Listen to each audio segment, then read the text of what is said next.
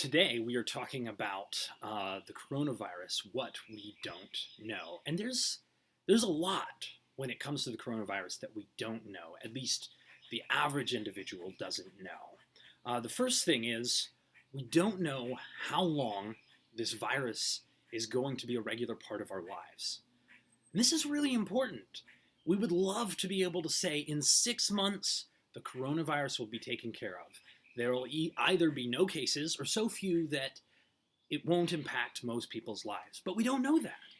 The world is making tentative steps at the moment to reopen things.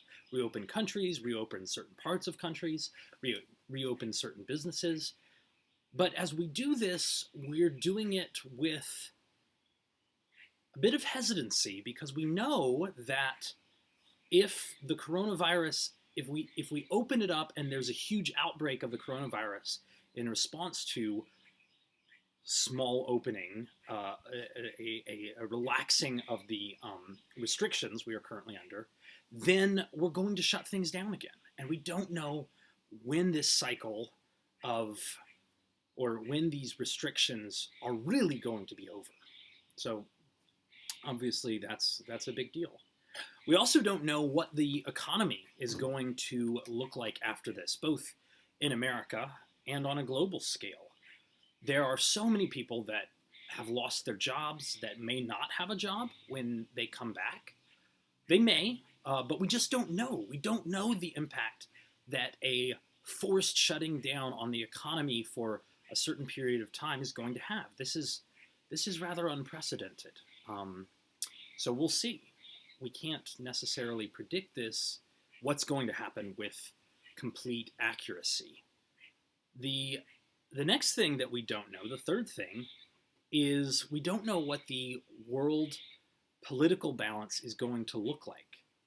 Things could change. This is such a major event that if economies are affected enough, it could change the world's political balance, the balance of powers that we have been used to for a while. And we can't predict how that's going to shake out or what that's going to look like. And these are all sort of macroscopic things. And there's one more macroscopic thing. Number 4, we don't know how many people are going to die. So far, there have been thousands, over 200,000 in fact, throughout the world. Over 200,000 deaths, but there could be a lot more.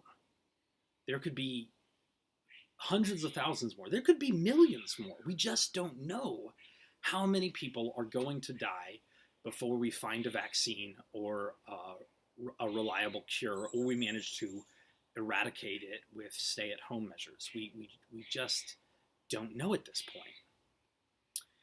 And the fifth and final thing that we don't know is whether someone close to us personally is going to die. And this brings things a little closer to home. Some of us have already lost our jobs, so the economic downturn isn't a statistic or some theory. It's a reality in their lives. All of us have to stay at home to a certain extent, or at least have had our lives disrupted. And so the first order that we don't know how long the virus is going to be a part of our lives, the first thing we don't know, that impacts us directly. But this last one could potentially impact us much more in a much more powerful emotional way for much longer. If you've never had someone truly close to you die, then you may not know by experience, but I think all of us can recognize that it's a traumatizing, difficult event to deal with. And we just can't predict this. Maybe my dad will get sick. Maybe he'll die. Maybe my mom. Maybe a friend, a close friend. So far, no one has. So far, no one that I'm truly close with has even gotten sick that I know of. At least not definitively. a friend of mine's wife may have had COVID, but since she didn't get tested, it's unclear. But this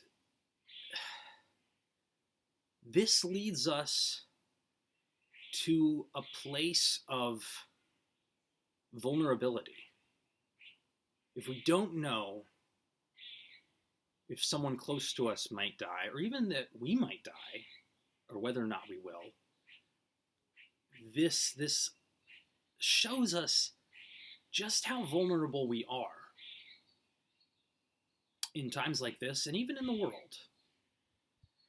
And in case you're thinking, wow, this is a depressing video, where is he going with this? Well, I'm not going anywhere in this video. I'm going to leave it at that. But I hope you will watch my next video, in which I'm going to talk about what we do know in the midst of this coronavirus.